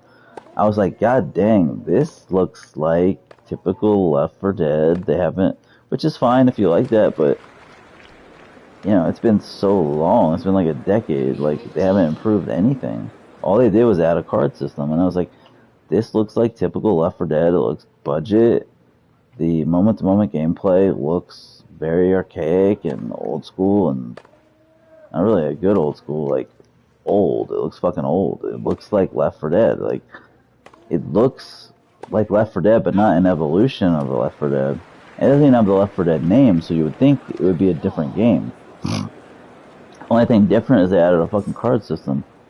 I'm sure there are some other differences as well, but it's like, man, everything I saw from that game, and this was like 6 months, 7 months ago. It was a long time ago. It was when the game was first announced. I was like, it doesn't look very good.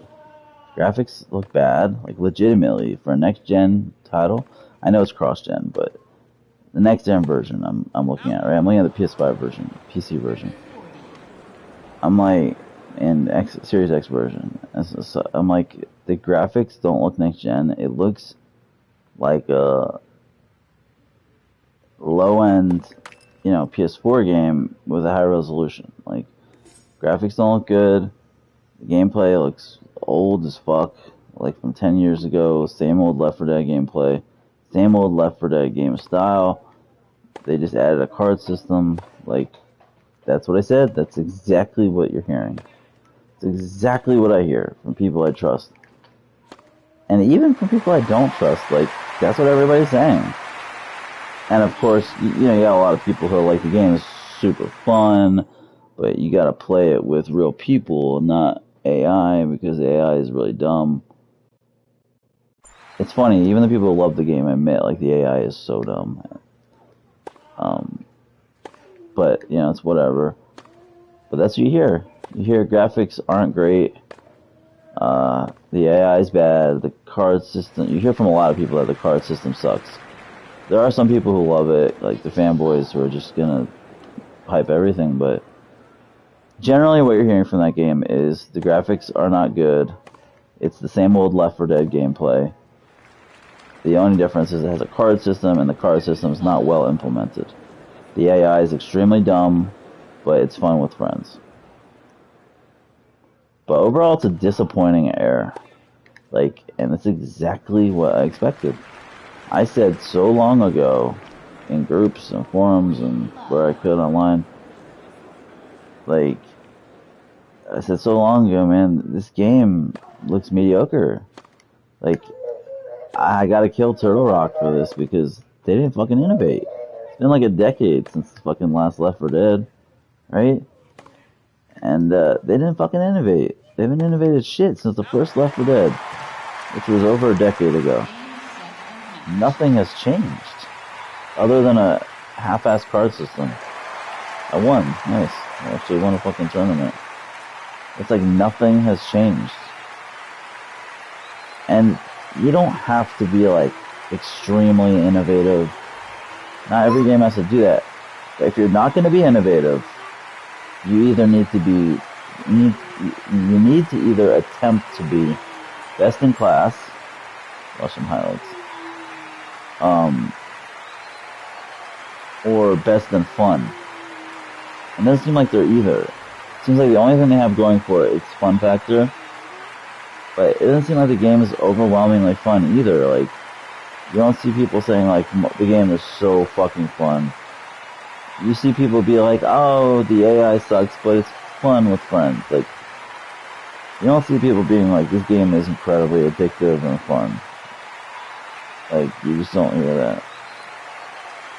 It's exactly what I thought it would be. I have a beta code, but I can't fucking get in because it won't let me. It keeps saying my email is not recognized, so I would have played it the day the fucking closed beta came out. But, it wouldn't let me because the goddamn system was flawed, and I heard other people have trouble with it too. Maybe I'll try to re-download it, or I don't know, the open beta is like really soon, right? Isn't it like in a couple days? But man, Back 4 Blood always looked mediocre to me, man. Always. Always looked mediocre. And it's not a Game Pass thing. Way before Game Pass was announced for it, I was like, this game looks mediocre. This is Turtle Rock's big bad evolution of Left 4 Dead. It almost looks like a de-evolution. Like, it doesn't look any better. Like, literally has graphics that have barely improved. Gameplay that hasn't improved. It's the same. Zombies, the same boring zombies. Big zombies. You got your mini-boss zombies. You got your stupid slow zombies. Like, it's just the same shit. There's nothing innovative about it, man. And the card system, I guess, is quote-unquote innovative. A game changer, according to what they said. But apparently it's not very good. And I'm not opposed to a card system like other people are.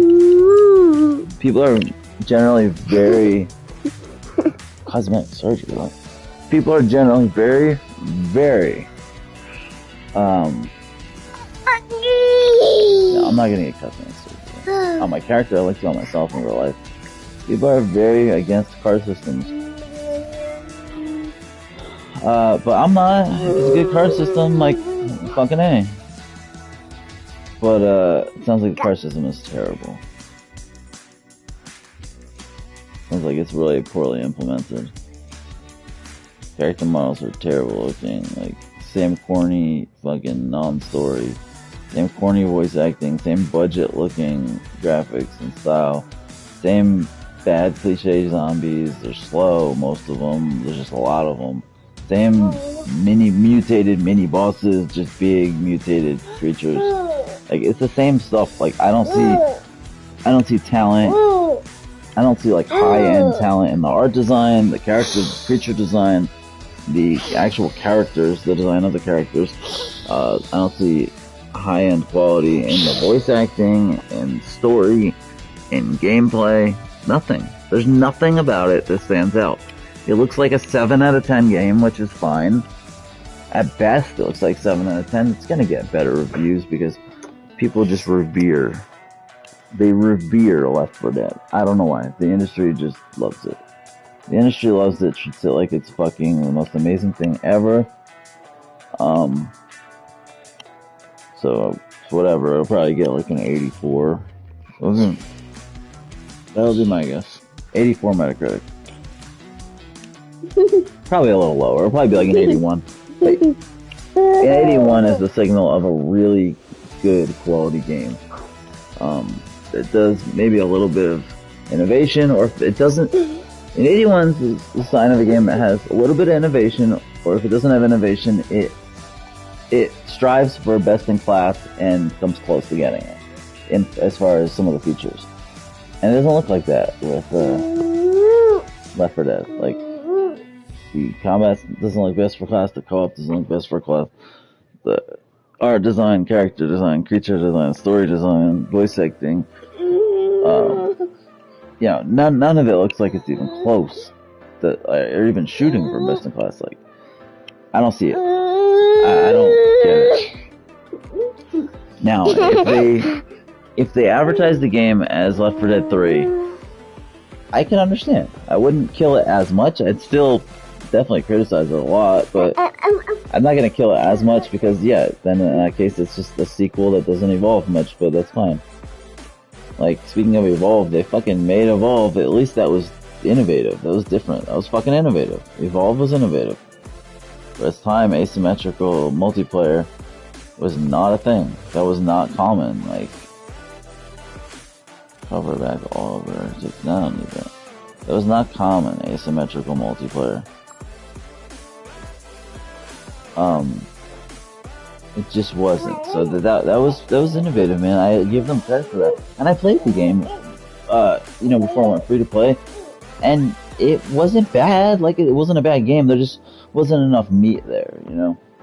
But it wasn't bad. It was of a higher quality. It was more AAA. It was more polished in terms of like visuals and gameplay and systems.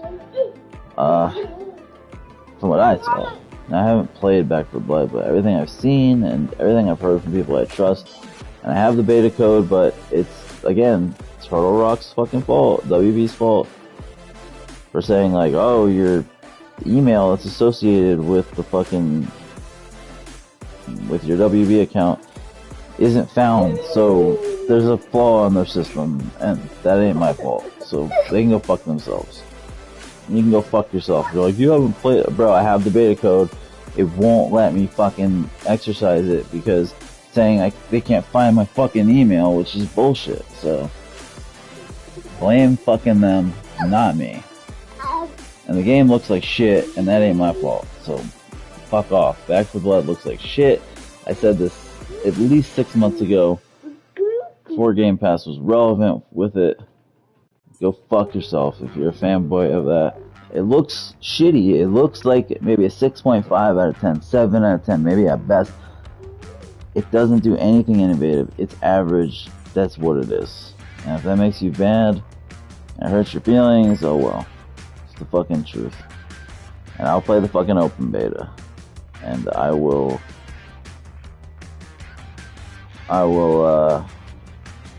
get to really taste it, you know. Because I have the beta code for the closed beta, but it won't work because it won't recognize my email. So fuck off. I won one title, so I won one tournament. I had 13 wins, 3 losses in that season, but it wasn't accurate because at least one of those losses came from, I think it was just one of those losses came from a disqualification due to injury. So I should have been at least 14-2. I was dominating that match. I would have won that fucking tournament. Maybe 15-2, but I guess maybe I lost 2 matches legitimately. Yeah, I mean, I didn't play great. I was only 18 years old, so whatever. 279 in the world, but it's all about climbing up, man.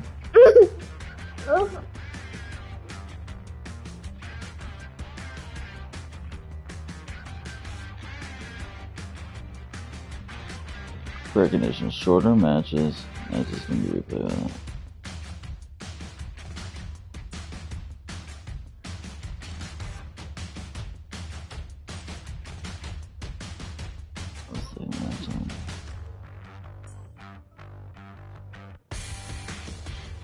Nah.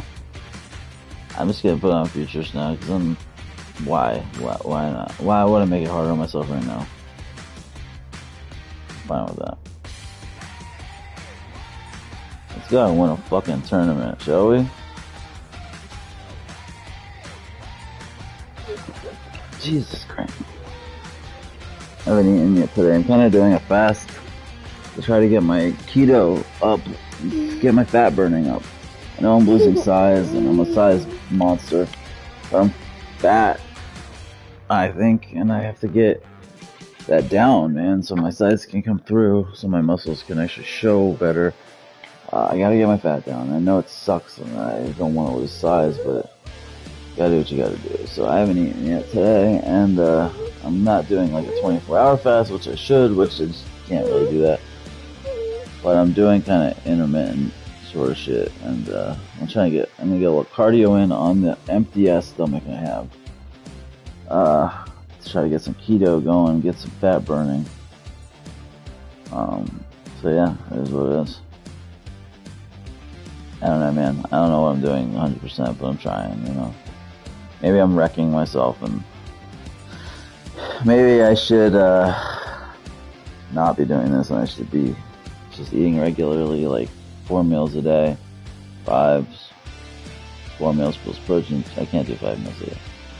I can do 3 meals plus a couple of protein shakes, maybe 4 small meals, but I can't do 5. Maybe I should just be doing that so I can maintain my muscle mass, but I have to drop some fat. I just fucking have to. My belly fat is out of control, man. I never used to have that. Like, and I still fucking have abs. I can see my abs. I can literally still see my fucking abs. Like, not 6-pack. I can see 4-pack consistently. A nice ab separation. Nice abs. But even with the high body fat percentage, I can still see abs. What the fuck? I'm facing David Goffin. Are you kidding me? First round, I'm facing a fucking stud professional. Are you kidding? But I gotta get the body fat percentage down, man. It's the lower stomach fat that I gotta shave off. And I'm having a lot of trouble with it. And it's because of my bulking phases when I was young, man. What the fuck was that?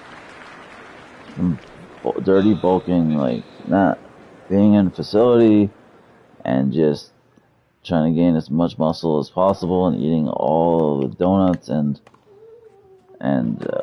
non-stop peanut butter, which peanut butter is good, we can't eat that much.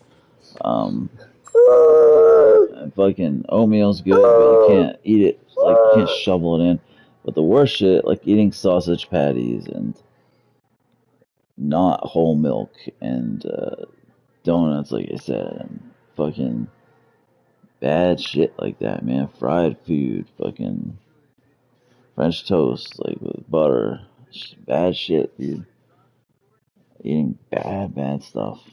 Snacks we would get, and I'd be starving, and I'd have to eat. I just inhale everything I saw, which wasn't the way to go. I would have been better being 20 pounds lighter, being 30 pounds lighter. I left that facility at like 240 something, maybe 245 at my highest, probably about 240. I would have been better being 20 pounds lighter and having 5 pounds less of muscle, you know? I came in there at 208. It was 7 months, 6 months. I left at like 240, and I gained at least 15 pounds of muscle, but I also gained at least 15 pounds of fat, and that fat has I've never been able to shake it. And yeah, I wasn't a fat guy, but I was a jacked guy, but I had some belly fat, and I've never been able to shake that lower belly fat ever. It was a massive mistake in my life. I should have just ate it, not literally, but figuratively. I should have just eaten healthy. Even though I had a lean stomach and I was lean at the time, I didn't understand. I just thought I'm lean. I just gotta eat everything in sight so I can get big. It wasn't smart because it would have been fine if the food was high quality and I had protein shakes and I was at home and I could eat high quality food, but it was such shit food, saturated fat, and it was just bad, man. Like, it's a shame. It's a real shame. Real shame. If I was able to have higher quality food at that point in time, I wouldn't have gained as much garbage weight. Even though I gained a lot of muscle, I wouldn't have gained the garbage weight with it. I probably would have left me. Ow, Granty. You punched me in the fucking mouth. That's not nice. You can't do that to someone's face. I probably would have left it like 230 pounds. Maybe 227 pounds. 225 at the lowest. But I would have been lean as fuck. And I had been 225 and ripped before. So I probably would have left it like 230. Lean 230. Instead of a fucking not as lean 240. Like, it wasn't necessary. And then I built my base off that. And I continued bulking, and I never fucking lost the fat. And I'm trying to get rid of the fat. It's a decade plus later, well over a decade later, 15 years later. And it's fucking hard, man. It's really hard. It's really, really hard. I know I'm older now. I'm in my 30s. So that's a big reason why. But God, it's hard. It's so hard. And people say it's easier to burn fat than it is to gain muscle. And I don't know if I agree with that. For me, at least. For me, it's been really fucking hard trying to burn fat and maintaining muscle, maintaining reasonable muscle. Because I have a lot of muscle. And I'm a very high weight person. But it's been hard trying to lose the fat. And I'm not like a fat ass, but I'm stocky. I need to get leaner. I look a lot better if I'm leaner. Like, I still want to be like 250, 240 to 260 range. I don't want to lose much weight. Like, I really don't. I just want to redistribute the weight. I want to lose, like, preferably, I'd lose 30 pounds of fat and gain 15 pounds of muscle.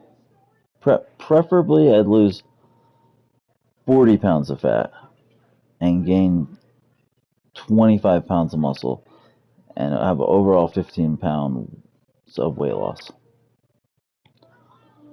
over the next year and a half. That'd be my preference, to gain 25 pounds of muscle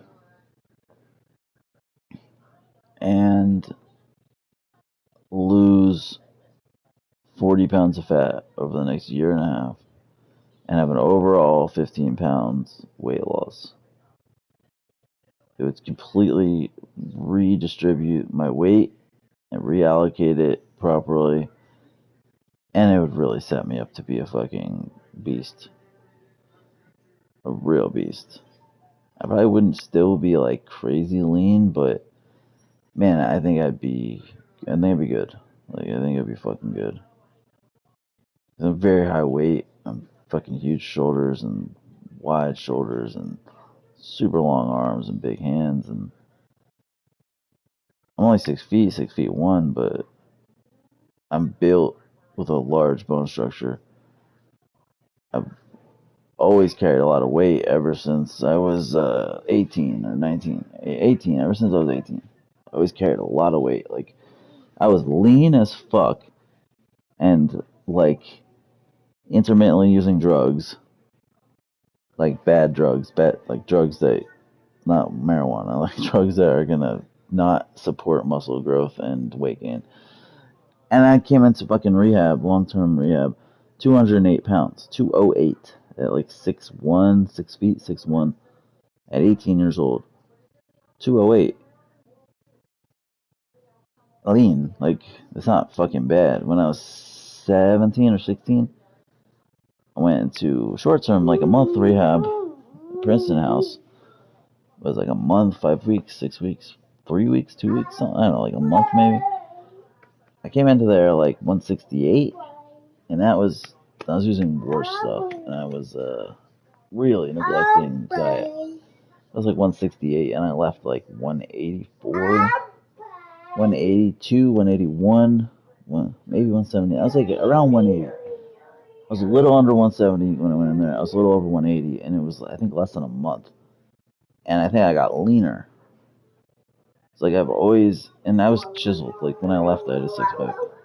Not a four-pack, a six-pack. It's like a chiseled six-pack. It was like a month. So I've always held weight. I was 225 and probably 12% body fat, maybe 13%. I was like 170 when I was 16, and I was like 9%, 9 or 10%. I was 16 years old, you know. But I always held a lot of weight. But if I gotta lose like 40 pounds of fat. Get this fucking fat off. Get lean. Get under like 15%. I'll be cool at 15, or under 15 is my goal, realistically. Under 20 is acceptable because I'm over 20 now. I know it. I know I'm over 20%. And people don't realize, like, oh my god, you're 22%, you're 23, you're 25% body, like, you're a fucking house. Not really. People don't understand body fat. They have a skewed view of it from athletes and from steroid users and workout warriors on fitness gurus online. Like, they think 10% is like what you need to be. No, 10% body fat is very low. Very low. I was around 10%. It was like 9 to 11% body fat when I was 16. And I was like skinny. I had muscles. I was cut up, but I had great shoulders and I had decent biceps, six pack, and all that. I was skinny, bro. I was lean as fuck. Like, I was very lean. I'm not gonna say unusually lean, but I was lean as fuck. I was pretty shredded. I was pretty jacked, but dude, I was so lean when I was like 9 to 11%. That's unusual. People aren't below 12% naturally. Oh, I mean, naturally, yeah, without drugs, you can definitely be that. But I'm saying, like, if you don't work out or you're not just like anorexic, you're not gonna be single digit body fat or close to single digit. Like, normal people walk around at 20%. Your average Joe probably walks around at like 23%. Honestly, 21%, 20 to 25% is honestly average. Your average person is not fit. They're not obese, but like, even if you're 25%, that doesn't mean you're fucking obese at all. That means you're just mediocre. You're average as far as your body. You're very mediocre body fat. Like, body fat percentages are skewed, man. People don't understand what it means. Like, you say to someone, like, yeah, you're 25% body, like, wow, you're a fat ass. Like, you're really not, like, at all. Especially in your clothes. Especially depending on how you hold the weight. That's the problem, too. Everybody holds the fucking weight different. I got a fat ass. Like, I have a muscular, thick ass, but there's also fat on it. Like, I fucking hold probably more fat than I need to, and I hold it also in areas that you can't see. So my body fat percentage is gonna, the number is gonna be even higher than you would expect it to be from looking at me in clothes. And I'm fucking fat right now. Like, I know I'm fat. Like, I know I'm fucking out of shape. I know my body fat percentage is high, and like, it's not like, oh, I look at myself and like, how could that be? Well, maybe because the number is like way higher than it should be, I think. But whatever. Like, I know why I'm not like below 20 or even close or even 20 or even like 23. I'm like above 25. But I understand. Like, I'm fucking like fat, bro. Like, I'm not fat like a fat person. Like, but like, I can feel the fat on me. Like, I can feel it on my stomach. I can fucking feel it in certain areas. Like, I fucking, my obliques like are not lean. Like, fucking, even my upper arm where the armpit crease meets the fucking, like, just the beginning of the tricep and like the armpit. Like, there's like a little bit of fat there. Like, and that's shocking because my arms are big and muscular.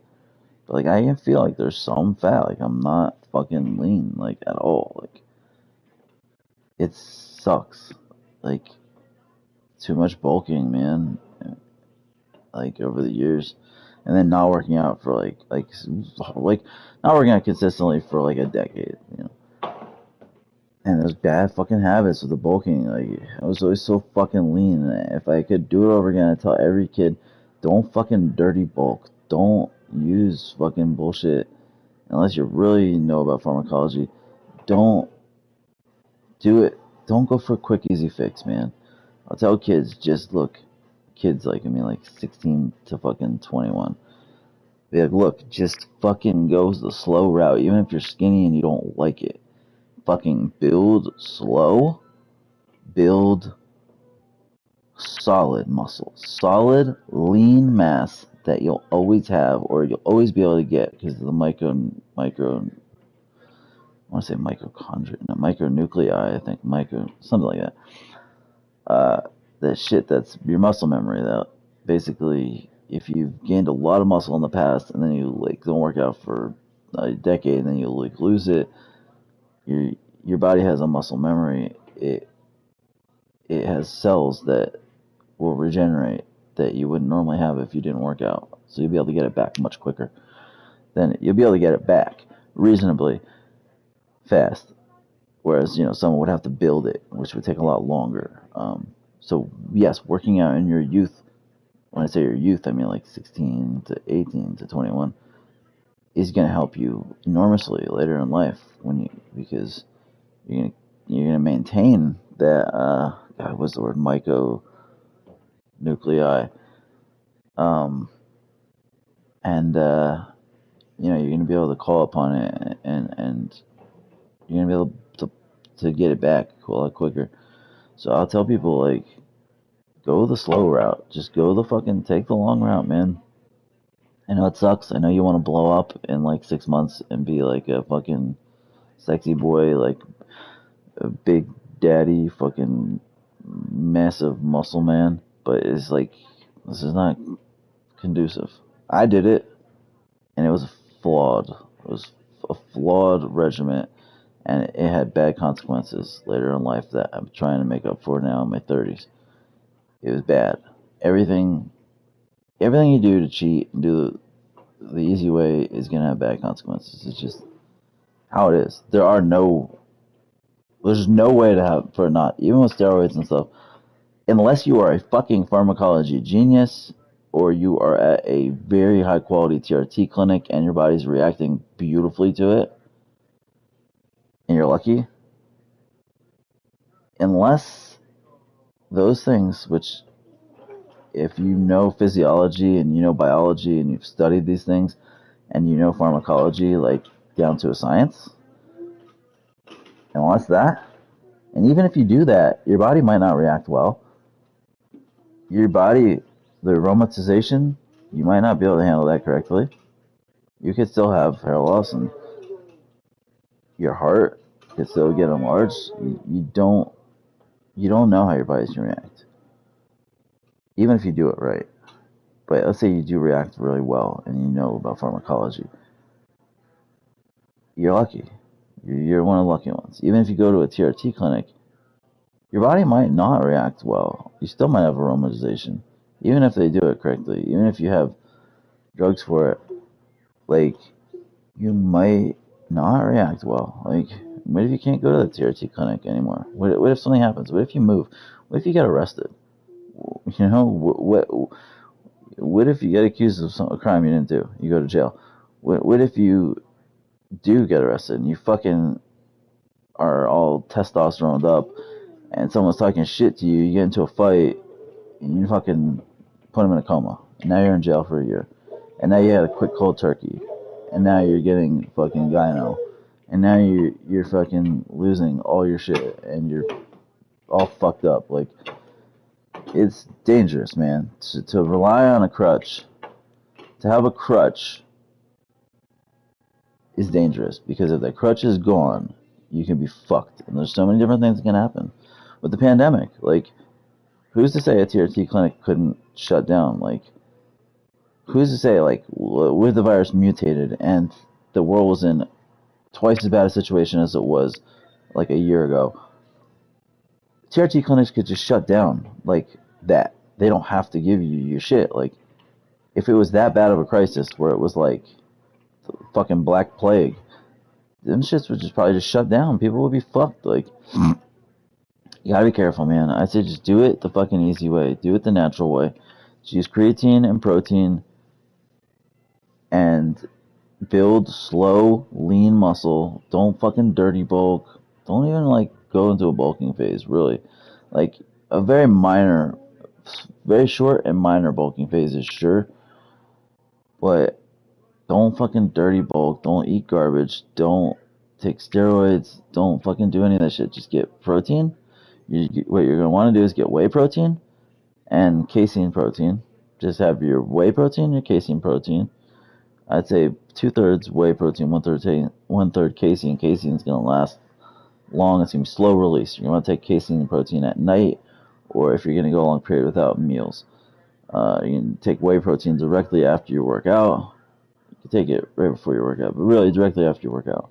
And the casein you're going to take like before bed, and get creatine. And you load up on your creatine before you work out once a day. You take 5 milligrams if you can afford it. If you can't, 3 is fine. I'd say bare minimum 1.5 probably, but take like 3 milligrams of creatine before you work out. Take your whey protein right after you do your workout. Drink your casein protein at night, or if you're going extended periods, or if you know if you're dieting, trying to do like a fast or fat burning keto thing process, and just work out, man. And just, you want to gain mass, go lower reps. You want to gain definition, go higher reps. If you want to gain both at the same time, do 8 to 10 reps, maybe 6 to 8. I think 6 to 8 reps. I think 8 reps, 8 to 10 is probably perfect. 8 reps, I think, is what I like the best. Use a combination of machines and free weights.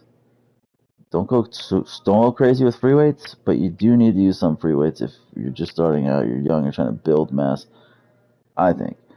But don't go crazy with free weights, especially on the shoulders, shoulder press, military press stuff, because you're going to fuck up your shoulders. They're the most delicate, maybe other than your lower back, they're the most, I think more than your lower back, they're the most delicate muscle group, bone group, whatever, joints. Just be careful on your shoulders. There's really no need to do military press. Just use a machine. Yeah, man, just go slow. Just go fucking slow. Go slow, and you'll be happy. You won't have to worry about stretch marks. You won't have to worry about fucking fat gain, like extreme fat gain. You won't have to worry about ruining yourself. You won't have to worry about loose skin. You know, if you fucking lose weight or if you aren't as big, like, all your shit will be tight and good if you just maintain it. You build it, maintain it, build it, and just build slow over the years. Your shit will be tight, it will be lean, and it'll look good. And you'll gain mass as you get older. Once you get to about 30, you'll really start cooking and gaining fucking mass. And once you're in your mid-30s, maybe you want to think about TRT or something like that if you can afford it and you know the right places to go. You're gonna lose testosterone. You're not gonna get as big as easy. You're not gonna burn fat as easy. You're not gonna be as much of a specimen. I know this. I'm 36. But man, just keep building, keep building, keep building. And by the time you're about 28, you're gonna be a fucking diesel. You're gonna be big and lean, which is what counts. I gotta go.